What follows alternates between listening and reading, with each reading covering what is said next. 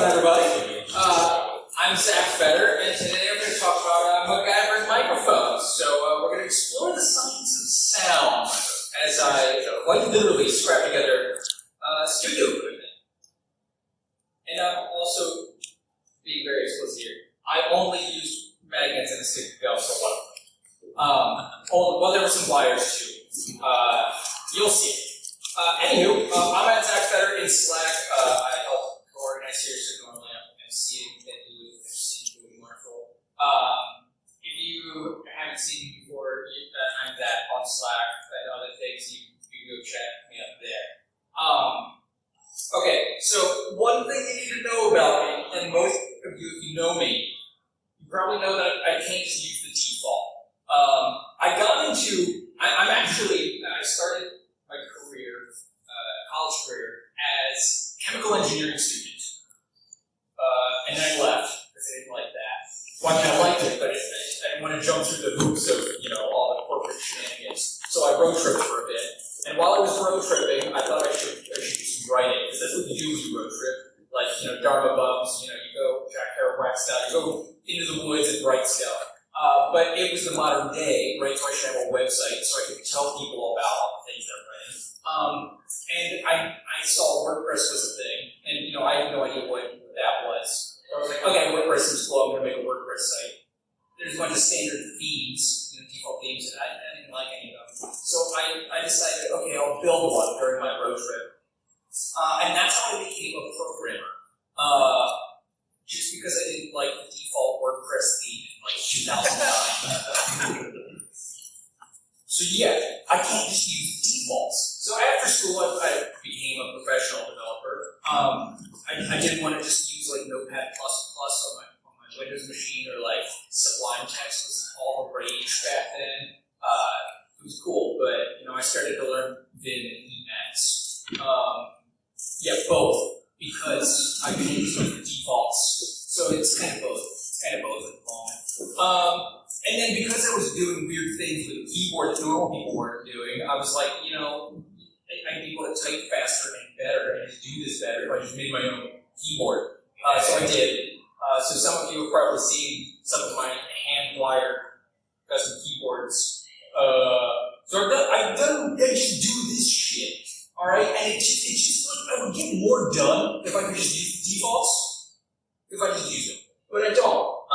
All the while, I'm taking all my notes on analog pen and paper, but not with a ballpoint like a plebeian with a fountain pen. Why? Because I don't know. I just can't use the defaults.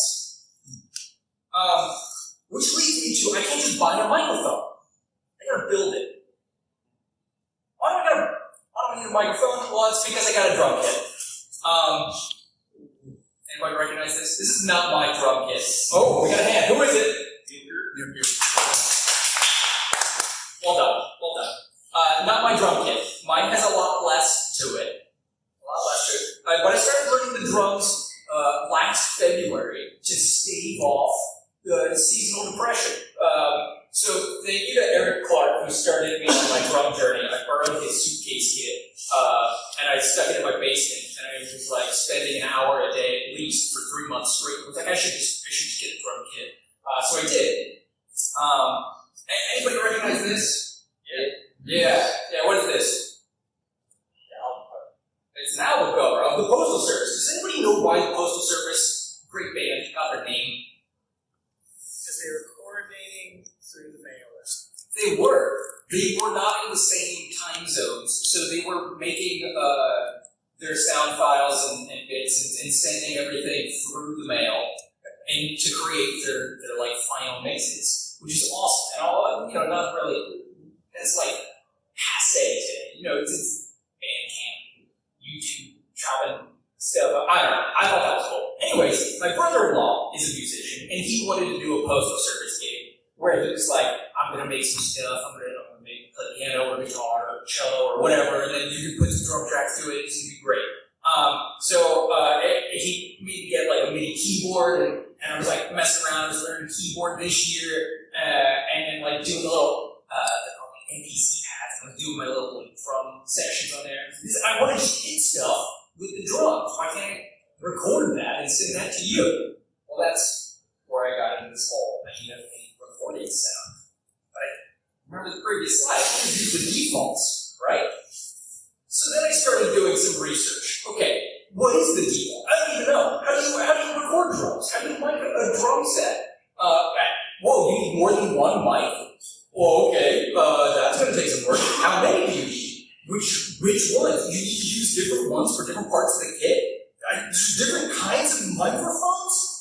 Oh, this Wikipedia hole that I dove down just got so deep.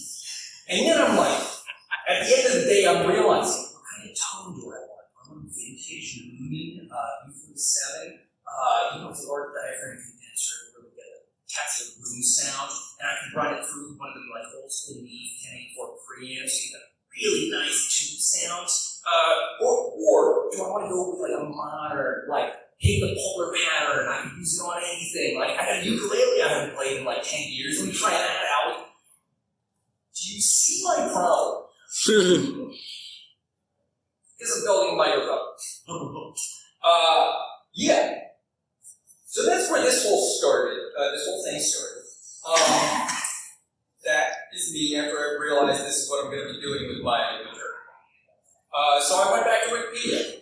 And I have this thing where I think one of the really great ways of learning things is to, like, just figuring out how we got where we were, right? We just context, okay? We talk in microphones all the time, and we just forget that this even exists, okay? So I'm going to speed run how we invented microphones, because this is what I did, right? And I figured, like, if we go back to the very beginning, then we can figure out, like, all the little steps, technological advancements, I'll understand it a little bit better. So I'm going to walk you through my journey of learning how humanity invented this. Step one, we got to go all the way back. Big bang. Yeah, sorry, that maybe too far back. And honestly, if a universe is spawned in a void of nothingness, and no one's around to hear it, does it make a sound? Yeah, I don't know. Maybe we just go in a bang because it's expanded really fast, but I'm assuming there's noise. Anyways, this is important for later, because this is physics, fundamental forces. Things happen. If at any point during the rest of this presentation you were like, Zach, but why? Just this, okay? This happened, physics, stuff, quarks, I guess, somewhere in there. I don't know, man. It's just the laws of nature. So, let's move on a little bit. We, as a species, began to talk. Maybe other species did too. Anyway, you figured this out. And then we got, like, in bigger and bigger groups. And the first thought we had was, like, we can talk, but, like, I need to talk way over there, right? Amplification came first with the whole microphone thing. And that's where we get the megaphones. Although, we didn't really call them megaphones until, like, really recently. Anyways, this is just amplification, right? We all know sound is vibration, so this is just more vibration. However, the people in the front don't like that. Too much vibration. Who's been to a concert and sat in the front row and has heard? Yeah. But the people in the back may have heard better. Anyways, that's amplification. In the 1600s, Robert Hooke, guy that made the microscope, looking at cells and stuff, he was the first person to do the whole tin cans on the end of a string thing. Alright, so kids in the Enlightenment era weren't doing that. They were just, now we're just doing that because Robert Hooke did it and made it cool. But this is the first time that we ever were like, hey, we can take sound and move it through a different medium than air. And that's it. And this is where we started getting our ideas of transmitting sound, right? Amplification, but I'm going to skip the middle people. You don't have to hear the amplified bit, right? Well, you need people back. Luke can hear me, but none of you can hear me because I'm whispering. Anyways, electricity, we didn't just invent this, obviously. We had the little flying a kite back in front, all that stuff. Oh, we started poking it. And I'm sure you know the stories of Tesla versus Edison and DC versus AC, and which one's going to kill the elephant. That's That's a sad story. If you don't know that was Rita Hall, go look up which killed the elephant. Anywho, Tesla had the whole alternating current bit. Those alternating currents, right? We all know that current, obviously we all know this, current moves through wires. But alternating current, he wiggles back and forth.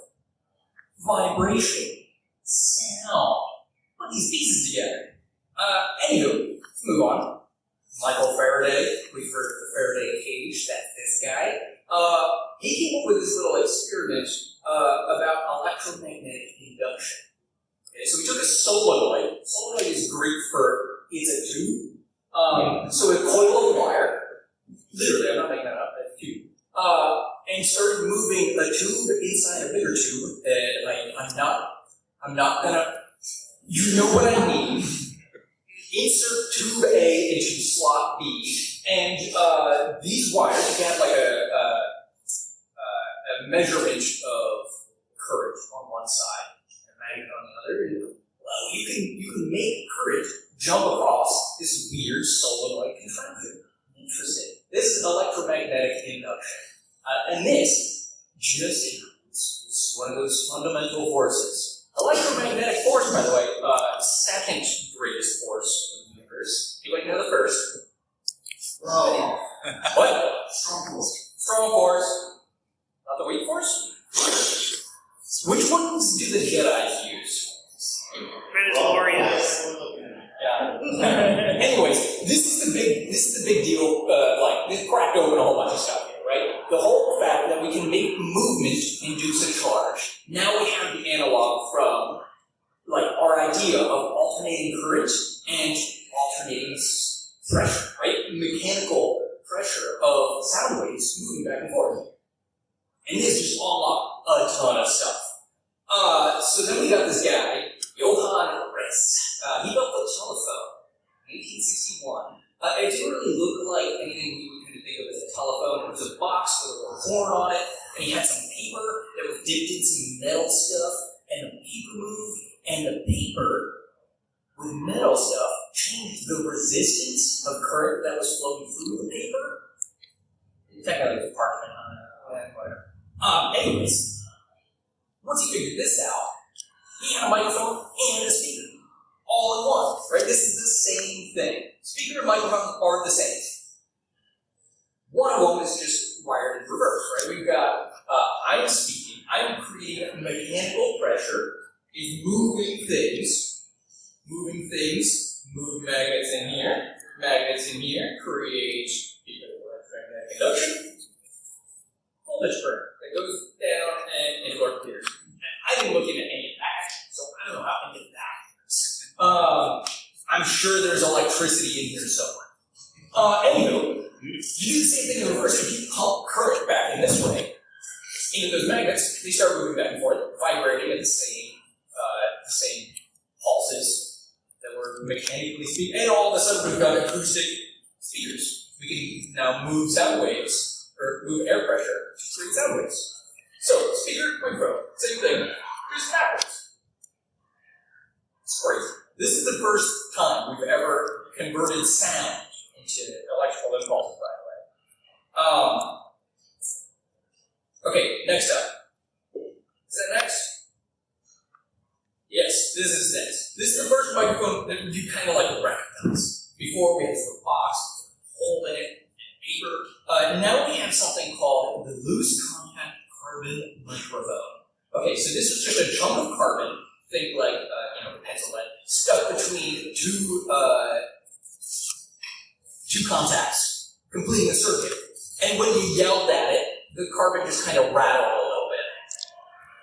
This was our first attempt at a microphone, and it sounded terrible, but it worked. You could actually talk, and now we've got current. He showed this off, this enlightenment era, where it's got the Royal Society again. He wanted to hear insect movement. So that's what he showed it off. We got a bunch of old people in a room, creating next to some bugs. And going, oh my God, we hear the bugs! And this was his gift to the world and patented. Just here, have this. Like the 3-point seatbelt is my gift to the world. And then we all know who came along and and ruined that. Edison just was like, yep, mine, I'm going to make it into a little button, and it's all mine, and you can't have it. So now we have this little fancy carbon button form factor, and this is like two little plates with carbon granules inside. And when the carbon moves around because of your voice, sometimes it piles up real nice, and then it changes the resistance. And that's how we get a voltage difference. And there's our first microphone, the carbon microphone. Who here had one of those old school phones from like 1980s that still had like a cord going through it? Anyone? Yeah, all right. That was still a carbon microphone. We used those all the way up until like the 1980s, and then we started getting really digital, and we had these things. I'll talk about it. Anyways, I wanted to grab one of these. I wanted to go to like a thrift store and find an old school telephone so I could use that and show it in a demo. I couldn't find it. I'm going to skip ahead. Okay, so the rest of the timeline, we've got the first, we also have radio. Radio came in there somewhere, 1910. 1960, first condenser microphone. 1923, we got two. We got a moving coil microphone and a ribbon microphone. Same year, what is? And now, I was going to talk about how we have fancy Wi-Fi lapel lights and things just happening in the sky and we don't know how it works. And apparently we still don't know how it works because they're not working today. And we have to use this one, which, spoiler, this is one of the ones I built. Oh, snap.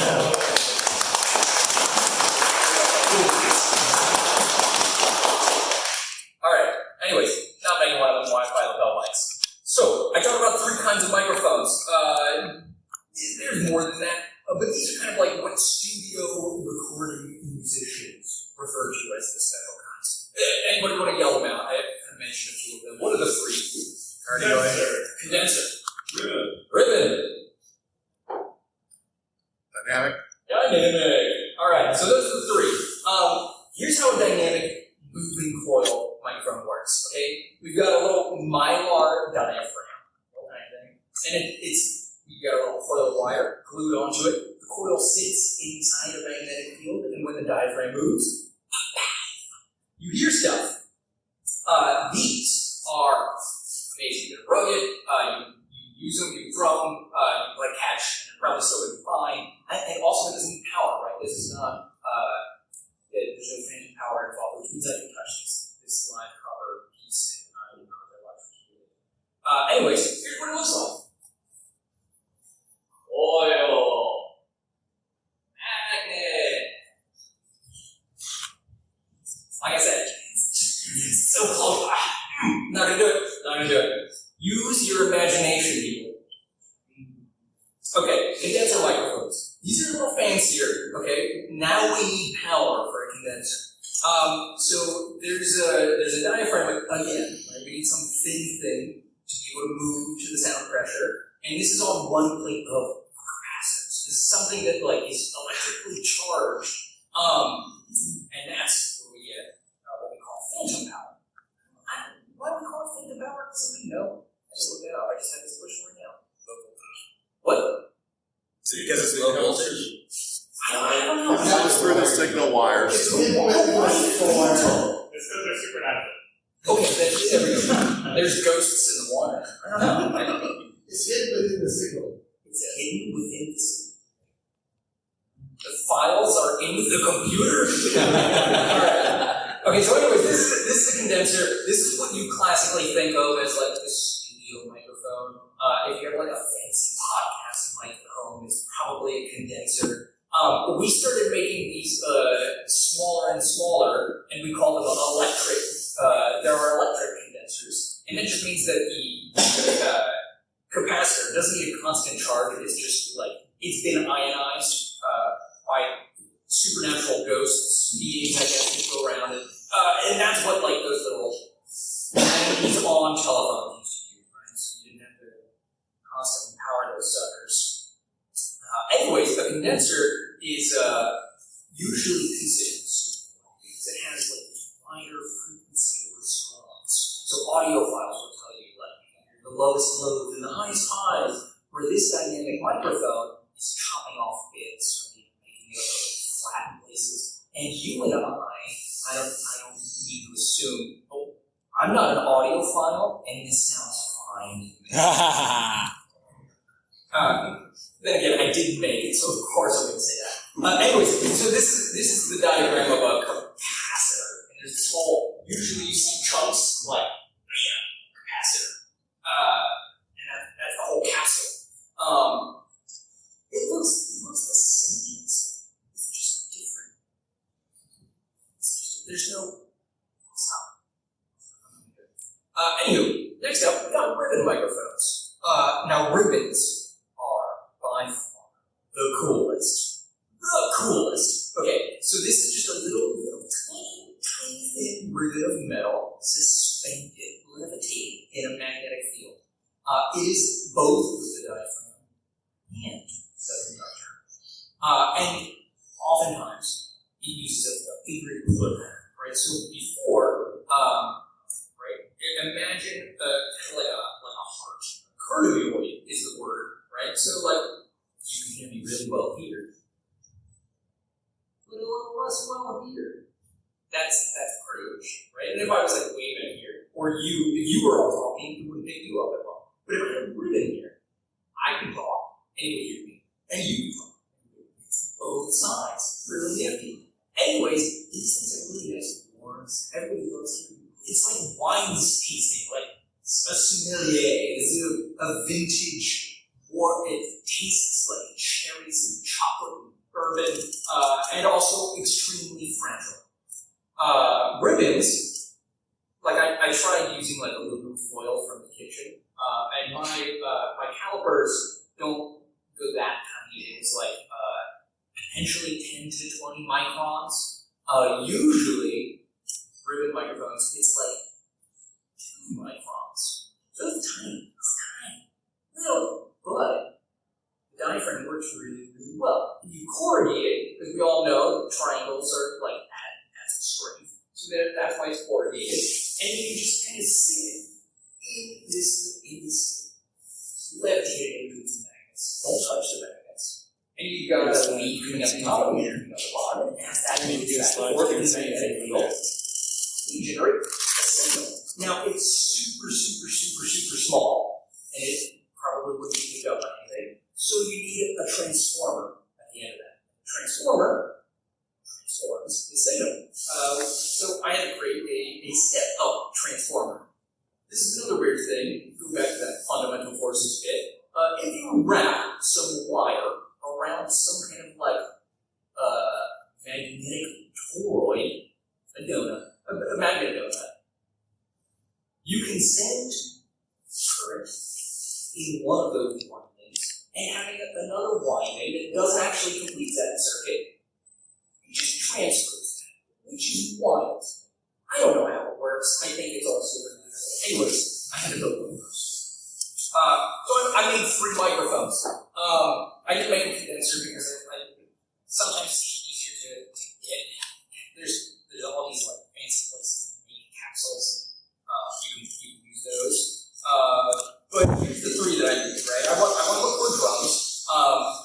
That's the whole start of this thing, right? So usually what happens is you have at least 4 lights. You have some overheads. You can hear everything. You have something on the kick drum to get that really pushy, like feel the beat, and then you get the backbeat on the snare, right? So you got your like, you know this. Anyways, there's the 3 microphones that I'm planning to build. The top 2 are both dynamics, and then the bottom one is a ribbon, so no condenser. So let's start with the sub kit. This is by far the easiest for you to make at home. If you would like to build it at home, follow these steps. Step 1, find an old speaker.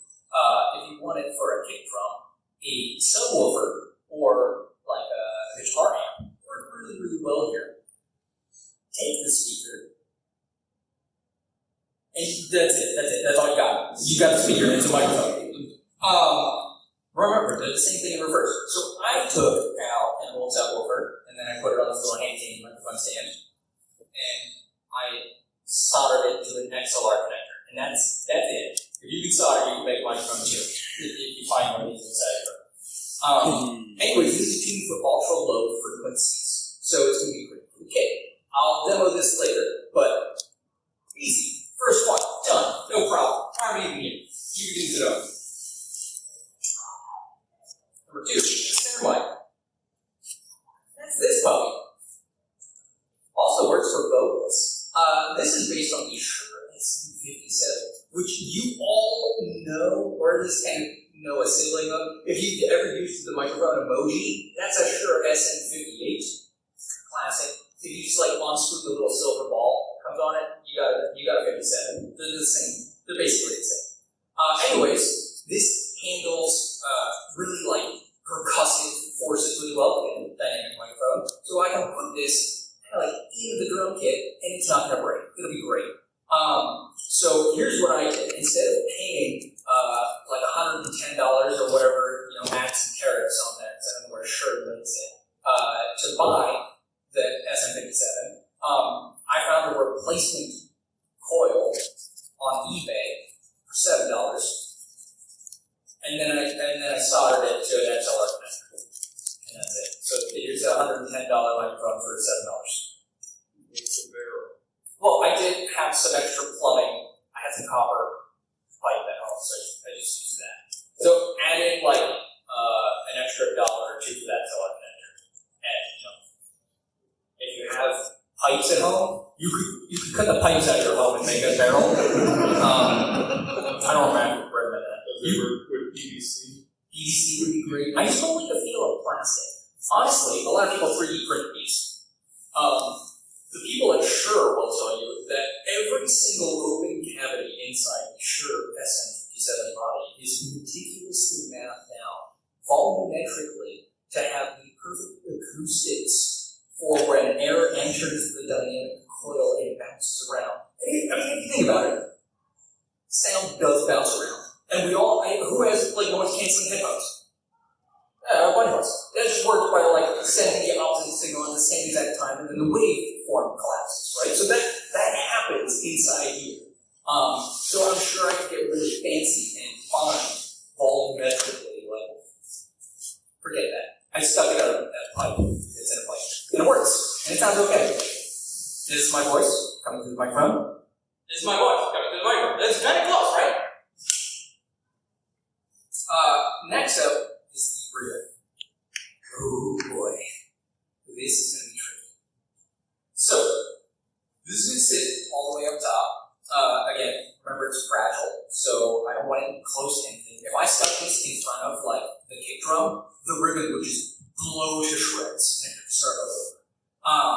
So also kind of depends on rooms. Like if I have this like in the middle of it, it's going to hear echoes off the ceiling. So I have to think about that. And again, it's that warm, natural ribbon sound. I don't know why ribbons are natural or warm. I don't know what it's cold. What's a cold sound? I don't even know. Anywho, this was nerve-wracking to say the least. And I have it here.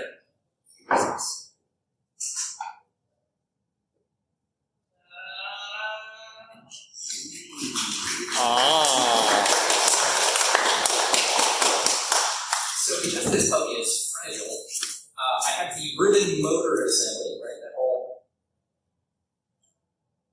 this puppy suspended with some spare elastic that I've had from something. I was going to use my wife's hair ties, but she got mad at me for that. So I'm glad I found this. Anyways, that's why it's suspended in this little circular structure, so that if I kind of shake it, the ribbon moving doesn't become sound. There's some bar magnets that I bought off of, again, eBay. And the ribbon itself, I told you I tried aluminum foil, it sounded like mud. I also took a piece of gum, and this is where the gum came from. And you know the aluminum foil on a gum wrapper? Yeah, I stuck the gum wrapper in some water, and then I meticulously took all the paper off with the thumb, like a really thin. I didn't want to measure it because I thought it was going to rip it.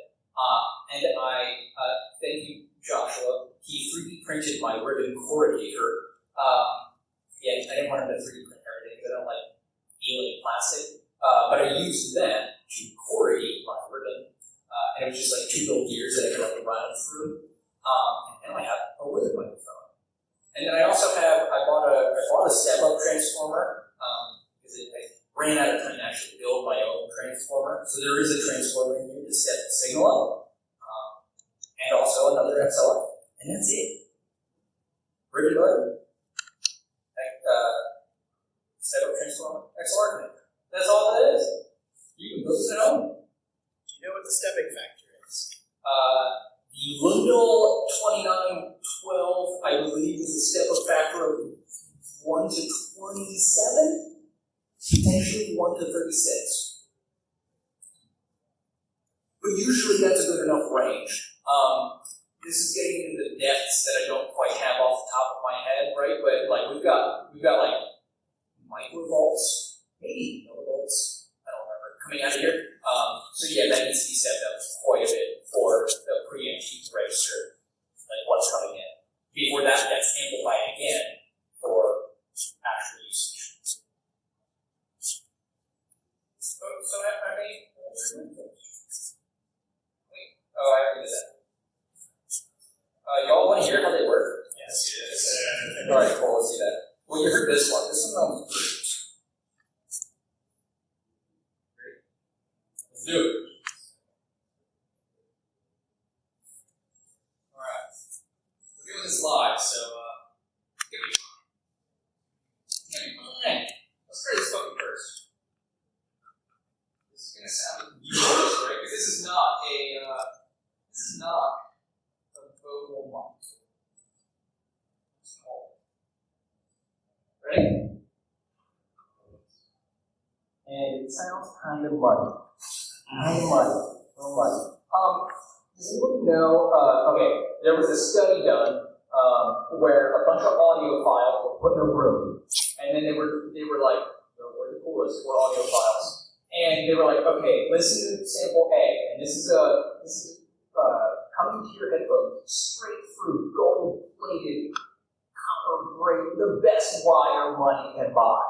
And then also listen to sample B, and the wire took a little Segway trip through a literal puddle of mud.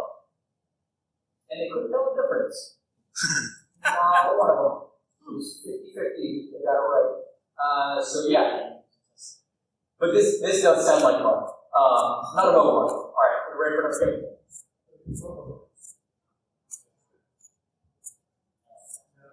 So if you like Hit on the desk, yeah. for bass. Yeah, for bass. Alright, hang on. Put it back up. Alright. Jim Big on the podium. Ready? There you go.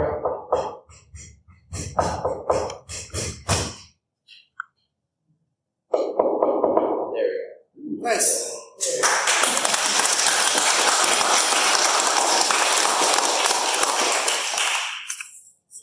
Alright.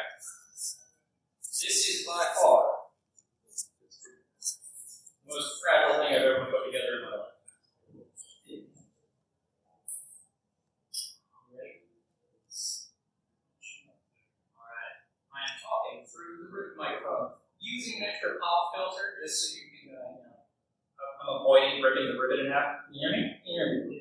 Pump that sucker up. How's it sound? It's so warm. It's so warm. It's so warm. I feel warm and cozy right now. I can hear these people too. You can hear all. Okay, hang on. You talk. Did you hear yourself? You maybe have to get a little closer. Anyways, yeah, that's my ribbon microphone. And I was so excited to learn.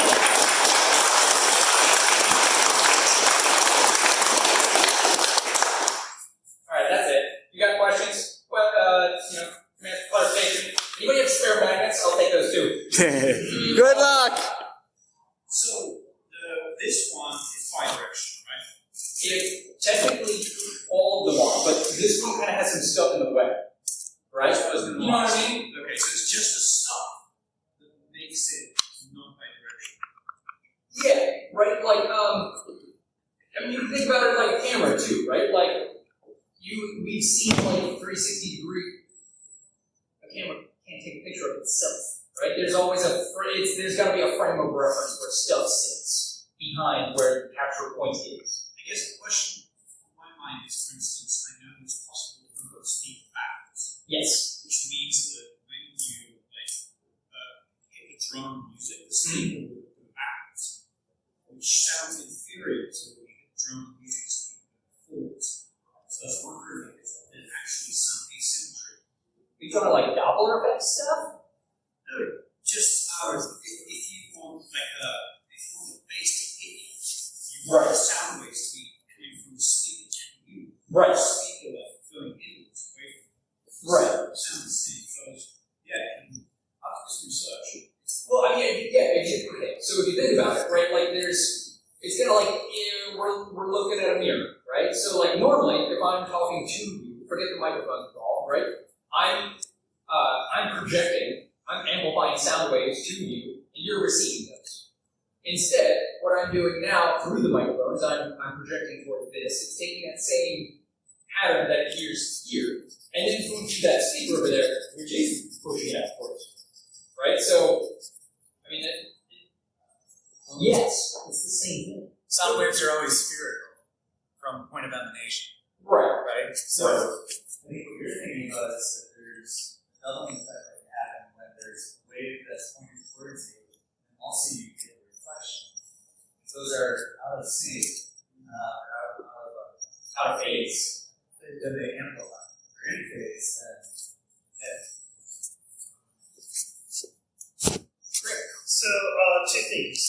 One, is that the microphone that we usually see in like the old movies with like the really big? This just in. That's accent. Yeah, exactly. Yeah. And then the second thing is, if you're holding it still, at least when he was speaking, I'm not sure if it was the hand movement, but I think I saw the light like refract a bit off of it. I'm not really seeing it now. But now I really want to hook it up with Tyler's sensor and try and see if we can measure that distance. I mean, there's a crazy amount of our like this is spy stuff that we already have figured out. Like, has anybody read the study about the like looking at a chip bag, an empty chip bag in a room, and you can with like a high enough resolution camera, you can measure the acoustic deflection of the bag of chips. And Frito Lays, and all of a sudden we can recreate, because it's so simple, it's just alternating, it's just ones and zeros. Our voices are binary speakers in a weird way. Granted, there's a cacophony of echoes in there, but it's still just pressure or not pressure, and that's how we pick it up. If you bounce a laser off of the window and hit it square up inside the room. Yeah. I heard that one. Good work. So, when you were like designing this up, was there like a specific drum studio setup or like a mic up kind of thing that you were trying to mimic with these microphones? All right. And are you like, do you get like a satisfying result with the sound of the mics that you're making? So, I would have had a drum demo had I not been soldering at 5:30 this afternoon.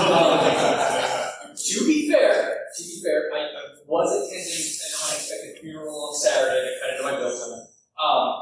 But I also do procrastinate a lot, so I could have had it done before Saturday. Anyway, I will let you know how that goes. I'm gonna post it. I'm gonna post the drum recording tomorrow when I get a chance. But no, okay. So there's a dime dozen of like recording setups. And the typical 3 or 4 mic setup that Led Zeppelin used. The Glenn Johns method is kind of what I was going with the camera. So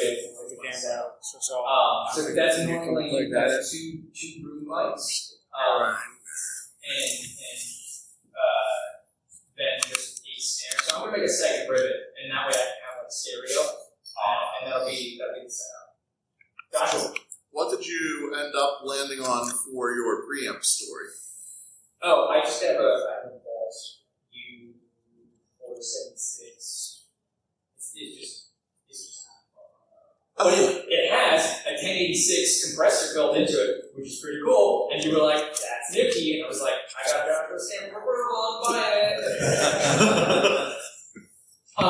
But there's some really cool build your own preamp kits. There's a guy in Philadelphia it's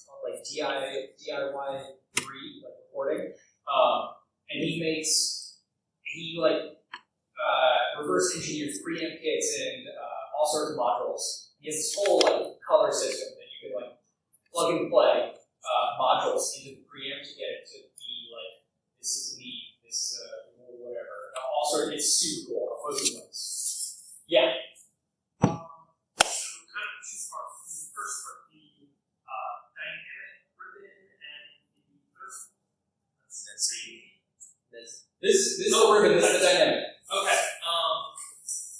So relating to those, do you know what a contact mic would fit in? So that's like I think a lot of contact mics are piezoelectric. Okay. I think so. Piezoelectrics, I have to remember from my college days, right? You've got like a crystal of sorts that when you hit it, it produces current. So I think contact mics are based on that principle. It's pressure. So whenever it experiences pressure, it actually will create a voltage. And I think that also you can also reverse that into a speaker also. Just like a magnet. Because again, it's all just you break it down into transducer. You have something that moves based on electric current. So if it can be a speaker, it can be a microphone. If it can be a microphone, it can be a speaker. Granted, doing it in reverse often leads to poor results because they're tuned for a specific thing, but they can do both.